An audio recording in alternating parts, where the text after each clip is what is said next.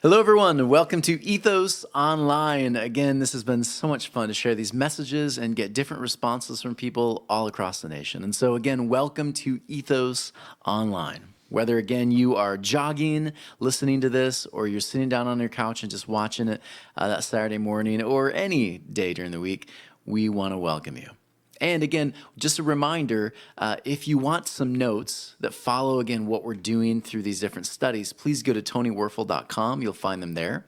And as well as remember that every month, the first and the third, you can actually join real people in real living rooms and have conversations, share ideas, and I'll open up a lot of really interesting discussions for you there. Always centered on teachings of Jesus and different ways to be a better and better human. Again, where we can be, belong, and become the very best version of ourselves. And so today I want to talk about forgiveness. I want to talk about a topic that it's just kind of painful. It's hard to, it's great to talk about, but it's sometimes really difficult to actually live fully. And so let's talk about forgiveness. Before stepping into this topic, this really loaded topic, I would love for you to just take a moment. I'm going to share with you a slide here, and just pause the YouTube video here when I get to this slide. I want you to pause it and ask yourself these questions. And the questions, of course, are these. Have I been keeping score with anyone? Right? Have my actions, theirs or both, have I been keeping score of different things happening in my life with people? Another question I want you to consider, is there a score being keeping or bringing me peace or frustration? Is me doing this action helping me, or is it making my life harder? The next question, am I waiting for someone to change before I can forgive them? Again, interesting question to consider. And then lastly, who really needs this freedom? Them or me? Again, what does it mean? Who really needs this forgiveness, right? So again, think about those questions right now. Pause it for just a second. I'm just going to give you a minute to consider them. All right. Thank you for pausing. Some of you didn't pause. That's okay. But I would love for you to, again, consider these questions, because I think this is really the heart of what Jesus and so many other wisdom teachers teach us about how to live fully. Because again, if we don't get our heads around this idea of how to forgive, we really become enslaved. And so I have a friend, we were talking the other day, and as she has just been through it, like her family, the family issues, like sometimes I think I have family issues, and I think all of us do, right? You sit around the table long enough, something's going to happen, something's going to come up, and before you know it, you're arguing about something, whether it's finances, a religious perspective, politics, whatever the thing is. And so for her, though, she said, man, all my life, I have just been fighting with my parents. My parents were just so brutally difficult and hard on me. She said that most of her life, she was just at odds with them. And she said, she never had a great loving mother figure for her who would embrace her, nurture her. She never had that. And so she grew up with this constant desire to connect with people, but didn't know how. And so she carried a lot of resentment toward her mom. Her dad was a bit abusive, and the pain that he had caused her was physical. And so both mom and dad, there was so much pain there, so much anger, so much angst. And one of the things she said to me I thought was really interesting. She said this, and I quoted her. I'm going to quote her. She said, I'm not even sure, again, years and years and years later, I'm not even sure I want to forgive them. Someone I think that's resonating with right now. You're not even sure you want to forgive the person, right? I'm not even sure I want to forgive them. Not forgiving them makes me feel like I have some semblance of control still. Control. Think about that word, control. I think for many of us, once we lay down that burden to be right, once we can say, I forgive you, it's almost like we've just given that person some power. And giving people who have wronged us power or control is a really terrifying thing. Because historically, what have they done with that power, with that control, right? For many of us, they have misused that power, and that's why we have the feelings we do. For many of us, that control has caused deep-seated issues that like all the therapy in the world has just not gotten us fully through yet, right? And so there's that issue of control because all of us want it. And really, if you think about it, if both sides are seeking control, seeking to be on top, if both sides are doing this, it's going to create conflict no matter what. And if both sides are always needing to be right, always needing the power, always needing the control, then this is going to escalate. This is never going to resolve. It's always going to get worse and worse and worse. I'm going to one-up you in everything I do. You said this about me. Well, I'm going to say this about you. You did this terrible action to me. Well, I'm going to do this terrible action to you. It's going to get worse and worse and worse. And when does it ever stop? That's, of course, the question. When will it ever stop? And so it's interesting when you look at the Bible. The Bible's filled with a lot of interesting wisdom and a lot of experiences and a lot of things that maybe don't do it that way, right? These were interesting narratives told about people who didn't always get it right, people who were learning how to be better and better humans. And so what you find is in the Old Testament, when you look at Genesis 4:15, it's fascinating to me because it's referring to Cain and Abel. Right?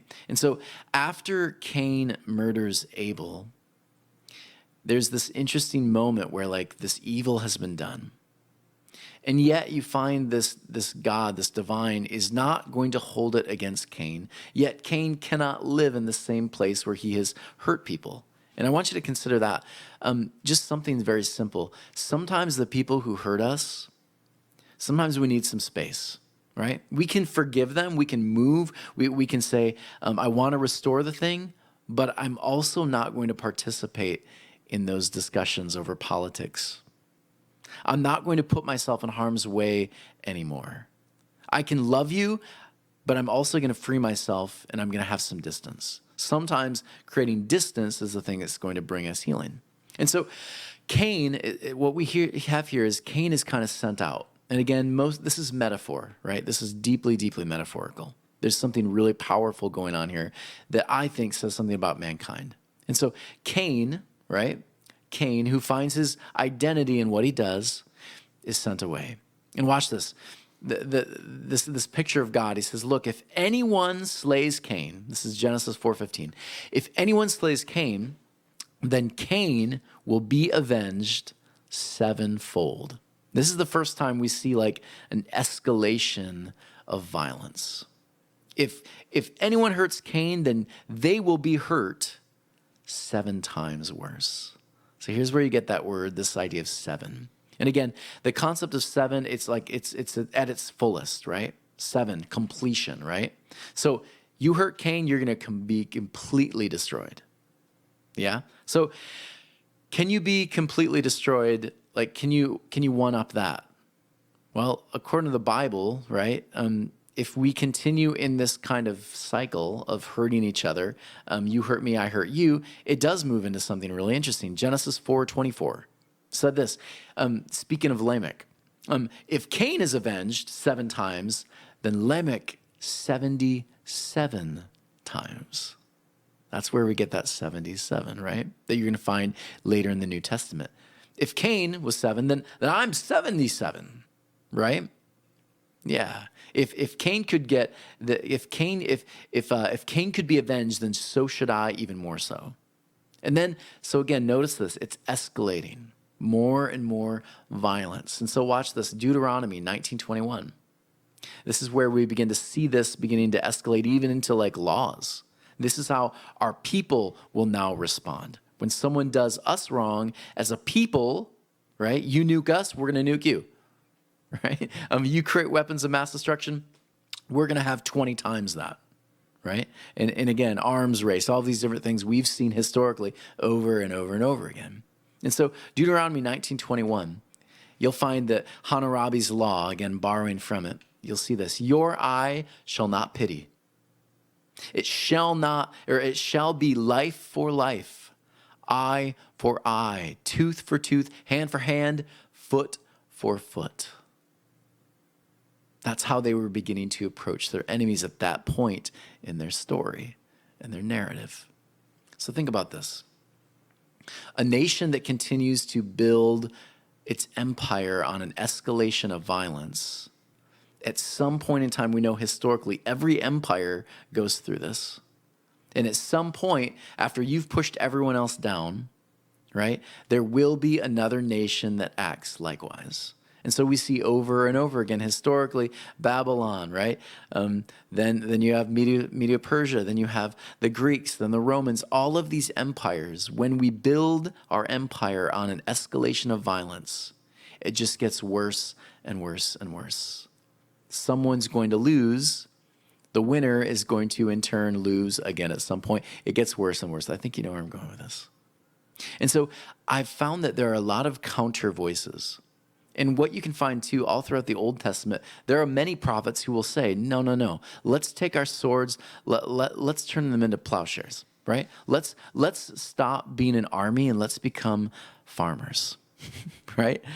Let's become people who are constantly seeking peace rather than war. There are those counter voices. And so those counter voices are the ones that I and many of you are drawn to. And that's why Mahatma Gandhi, consider Mahatma Gandhi, again, the civil rights leader, right? We quote him all the time.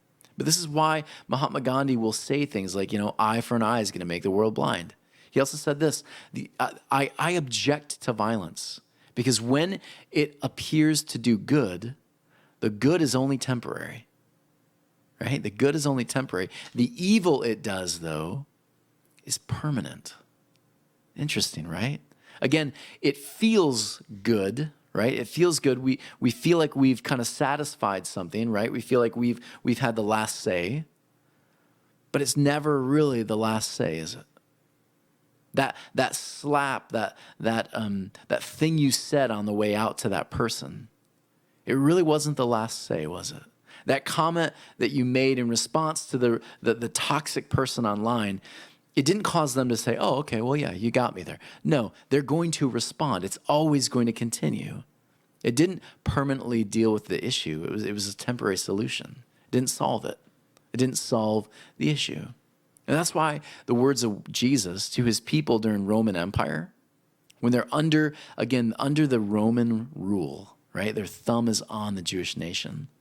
Their question is, of course, are we going to respond like we did in the past? Is it eye for an eye? Is this what's going to solve our issues? And Jesus, he steps into the picture. I think one of the Jewish greatest counter voices ever to step onto the scene. He says this, ye have heard it said, and again, Jesus is quoting scripture. He's quoting Deuteronomy. He's actually quoting Hammurabi, right? He says this, you've heard it said, eye for an eye and tooth for a tooth.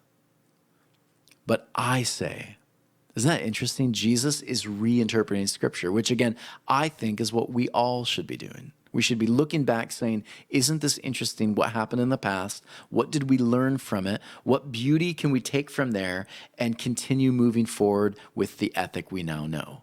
That's what Jesus is doing, and we are called to model that, to continue it. And so again, I say to you that ye resist not evil. Again, I'm using this King James version, right? Don't resist evil. But whoever smites thee, again, I love these, smites thee, on your right cheek, turn the other cheek. And if a man is to sue you and take away your coat, let him have your cloak also. And again, for many of us, this has been misused, right? Become a doormat. But there's something really powerful going on here. There's something really, really powerful going on here. And I'll share that in a minute. But I want you to stop for another second. And now I want you to consider this. Have you ever retaliated with like eye for eye logic and it only got worse? Like think about that for a minute. Have you ever had that? In fact, think about this. When in your life have you retaliated with like one-upmanship and it solved the issue? Did it ever? For me, I can tell you it never did. It always made things worse. And in fact, years later, it kind of caused like a weird sheepishness when I saw the person because I knew I'd been kind of acting like an ass, right? I mean, they kind of knew it too. And so it was kind of a weird thing like, oh, how do we talk? What do we do? All because one of us needed to be right. One of us needed to hold power over the other. And so this idea that Jesus says is not this idea that you're a doormat. It's not. It's not this idea that you just turn over and let someone beat up on you.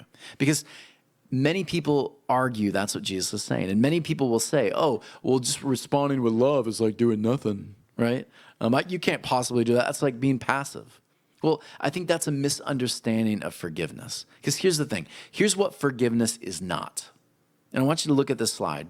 Take a picture of the slide. Take a picture of the slide. I'll even send some of this out for you for this graphic. But forgiveness is not saying, oh, what you did to me, it's okay. It's not condoning it.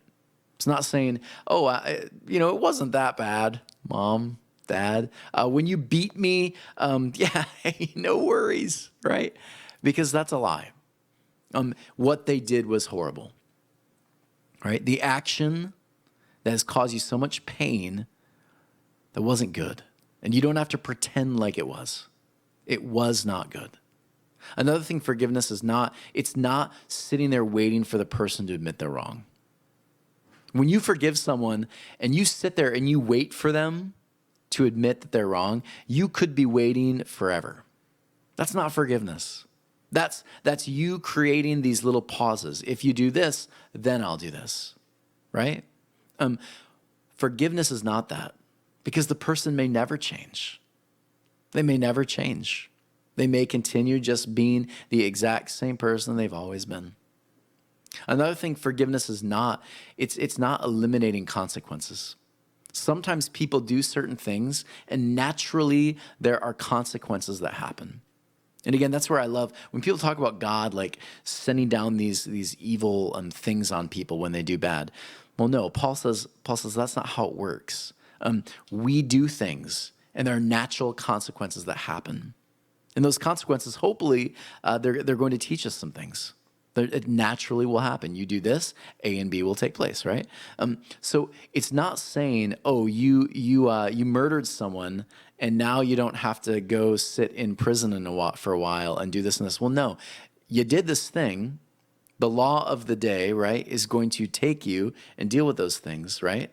It's not saying I'm just going to pull those away from you. It's not what forgiveness is. Another thing, it's not forgetting. We get this idea, oh, just forgive and forget, right? Forgive and forget, let it all go to the past. Well, no. Forgetting would mean I've learned nothing from it. If there's a person in your life that is just constantly toxic, then when they promise you that they're going to do this thing, and they don't, then you're not surprised, right? Your expectations are fairly low for them. And that's not a mean thing, it's just a reality. When they promise you that thing, you can say, man, I hope that happens. I'm gonna hope for the good thing, but also I'm gonna be realistic, right? That's not forgetting. Lastly, it's not always reconciling. You may never have the perfect relationship with Mom, right? You may never have the perfect relationship with that person that hurt you or that tribe of people or whatever the thing is. It may never be fully reconciled, and that's okay too. That's okay too. Forgiveness isn't that either. Here's what forgiveness is. Forgiveness, it's a slow and steady thing.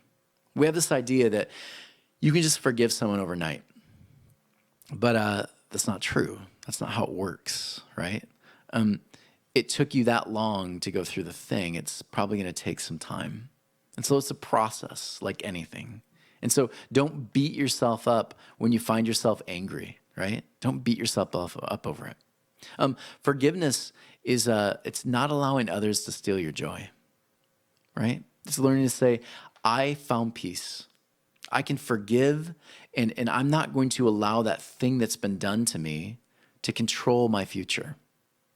It's not going to steal it from me. I'm not going to constantly be angry anymore, because being in a state of anger all the time, right? Being in a state of just constant, like, I got to get back at you, that person that you're wanting to get back at, they don't know what's going on in your mind. They don't know the sleepless nights you've had. They don't know all the frustrations you've been feeling when you've been sitting at home in your little cage of anger and non-forgiveness, right? It's been you doing that.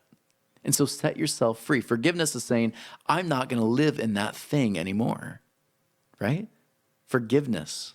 Forgiveness is it's breaking the cycles of bitterness and revenge. It's saying, when this happens to me, I'm not going to continue that cycle anymore. I'm not going to escalate the thing anymore. And so really forgiveness, it's not about them. Forgiveness is about you. Forgiveness is for you more than them. Forgiveness is for you more than them. One of my favorite quotes, and I don't know who said it. I've heard so many people say it. I'll say it to you, but I just love this quote. It says, not forgiving someone is like drinking poison and waiting for the other person to die. Right? And I think many of us, we've been drinking a lot of poison. Many of us, we've been so frustrated, so angry at those people or the situations or that church or that thing, and we've been the one. They've been living their lives on their own. They've been doing fine. We've been the ones affected. And so forgiveness is saying, I'm not going to keep drinking the poison anymore. I'm going to empty out the bottle. And again, keep in mind, emptying out the bottle might mean you beat on some, you take that parkour class. You do whatever you can. You get involved in Brazilian jiu-jitsu, whatever it is. You punch a punching bag. You do the things. You take up running, but you find a way to dump the poison out. You get rid of it. And then you no longer need it. And then you're no longer waiting anymore. You're actually free to live your life. And so this is why Jesus will say things like this. Matthew 6:15. If you forgive others for their transgressions, your heavenly Father will also forgive you. But if you do not forgive others, then your Father will not forgive your transgressions. Now, many people will read this and say, see, God holds things against you. The divine holds things. That's not the point of this verse.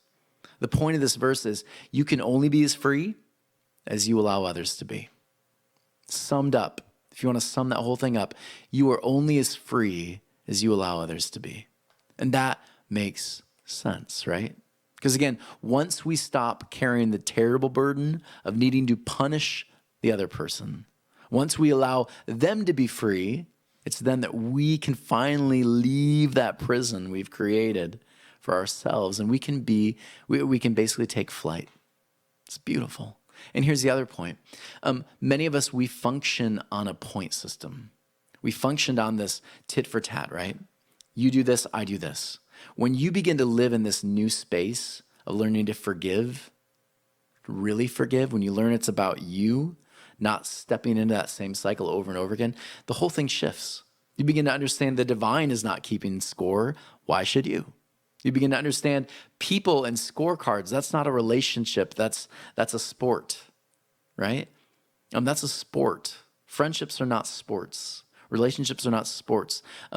It's not about entertainment. It's about being one and being connected with people. And we stop carrying the constant scorecard. When we do that, we're free to actually engage with people in meaningful, authentic ways. And so one of the writers that I follow periodically wrote Heart and Soul Healing. She's a MD psychologist as well. Her name is Marilyn Mitchell. And she gives some really interesting understandings of how to forgive and move on. And so I want to share with you a couple of her concepts, because again, if we talk about all of that and we never actually talk about how to apply it, then the whole thing's a waste. It's a wash. And so I think it's really beautiful to talk about how to actually put this into practice. The teachings of Jesus are fantastic. They're beautiful. They're really interesting. But if we don't talk about how to live it, then what's the point? And so one of the things she says is know your feelings. So know exactly how you feel about what happened and be able to articulate what about the situation was not okay. That's really important, to identify the thing. When you said this, it made me feel like that. When that person said or did that thing, it made me feel like that. And this is why that thing is not good for me. Then talk to someone about it, right? Talk to someone about it and kind of hear their response to it reflected back. Sometimes we'll assume a lot of things about the person, their ideas, or other times what we're talking about is legit. Either way, it's your feelings though, and feelings need to be talked through. Another thing she says is make a commitment next, right? Make a commitment to yourself to do what you have to do to feel better. I think that's beautiful. I love this quote. The first step is the hardest, making a commitment to yourself for yourself. So again, there are things that we can do that are going to bring healing. There are things that we can do that are going to make things worse. Begin to have that conversation with yourself, right? What is it going to take for me to find healing, to move through it, make a commitment? Some people, it might mean I'm not going to step into this situation anymore.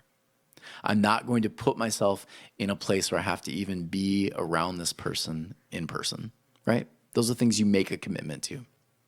Another thing she says is stop blaming. Like the blaming game is not going to bring life. And so peace and understanding come from blaming that which has hurt you less, right? We stop that. Taking the life experience less personally, changing your grievance story. So I like this. A friend of mine says, tell your story until you finally hear it, right? Understand when I can finally put the blame down, then I can start living. And sometimes we had a part in the thing too. And even understanding this was my part in it too. And I played a part too. I wasn't innocent. You and I, let's be honest, rarely in our stories, rarely, and of course there are some of those moments, but rarely in the conflicts are we completely innocent. So take the responsibility where there is some, and then stop the blame game. It's not going to bring life. She says this next one I think is interesting. Lose your expectations. There's in acting, there's something called a bit part.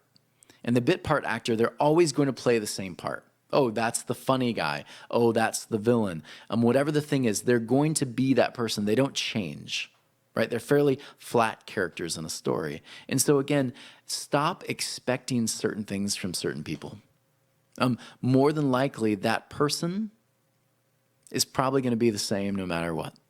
Stop having expectations, your expectations put on them. Stop that. It's not going to bring life. And if they do change, man, we can celebrate with them, right? But don't put your expectations on them, right? If I forgive you, then I expect you to change. No, that's not how it works. And if you live like that, and I've done that many times in my life, it just brings more and more frustration. It doesn't cause healing. And then the last one she says is this: live your life well. Remember that a life well lived is your best revenge. Instead of focusing on your wounded feelings, thereby giving the person who caused you pain power over you, learn to look for the love, beauty, kindness around you. Forgiveness is about personal power. That's what she says. Live your own life. Live it well. That's the best possible revenge you could get, right? Live your life well. And I would say, remove that little element about revenge. Just live your life well. Live it well. Focus on you, your life, where you're going, your passions. When you do that, you don't have as much time to focus on theirs. Yeah. I've told this story before. It's kind of taken on a whole new meaning. We are moving to Idaho, and packing's tough. It's kind of hard. And I have this rubber band ball. And again, you folks that have heard this story, I'll tell a little bit of it again, but there's more to it now. I got this rubber band ball. I built all of these bands until they got bigger and bigger when I was a school teacher. And I went through a lot of really miserable stuff the last couple of years of my schooling, teaching school at this school in another state. And a friend of mine came up and said, as I'm packing my stuff in my office, I'm holding the ball, and he says, man, it took a long time for you to took a lot of pain and brokenness that you went through. It's kind of added layers, hasn't it? I said, yeah. He goes, I bet it's going to take a while for that thing to unravel. And truth is, it did. And I can say it's interesting, in the place I am right now, I'm about to step into teaching again. And when I think back on all the pain and the brokenness I went through in that school that I taught at, I'm not angry anymore. It's not something that keeps me up at night anymore. I'm not replaying the conversations or the things that were just so hurtful that were said to me. I'm not doing that anymore. when certain names are brought up of people who did some of the things to me, I'm not hoping they die anymore. I'm not wishing ill on them anymore. I've kind of moved through it, and those layers, they're kind of gone. But I've picked up some other layers. The church I was at, there was a lot of pain, a lot of things that happened to me. And so I've picked up a different ball. And my wife, she saw the rubber band ball, and she said, we should just rip those bands off right now. We should just tear that ball up right now, shouldn't we? And I looked at her, and I thought, yeah, it'd be so easy, wouldn't it? Just to like rip it all off. But I thought, I'm not quite there yet. I'm almost there. I'm not quite there. And I think it's still going to take some time. But for me, I've moved through a lot of the anger, a lot of that stuff. But there's still some hurt, and there's still some things, and I think that's okay. I think that's okay, because forgiveness is a process. Forgiveness takes time. Forgiveness is something that it just doesn't happen overnight. But I think when we understand the idea that forgiveness, first and foremost, is not for them. It's not for the church that may have did you or me wrong. It's not for the job or the boss or the family member that has hurt you so many times. It's really not for them. Forgiveness is for you. And as we step into the process of forgiveness with that mindset, I think that's where things change. I think that's where we experience life more abundantly. I hope that was fun for you. It was a lot of fun for me. I want you to consider, please, giving your tithe, your donations, your tax-deductible donations to Ethos. And you can do that very easily right now. You can go to ethos-church.org/donate. And we would appreciate anything you can give. Again, we're doing all of this stuff all over the place. We are doing once every month, we're doing these 2 different living room sessions. We're offering food. We're doing a lot of different things there. Just putting these videos out every week, it takes time. It takes expenses. It all takes a lot of money. And so please consider joining with us and donating.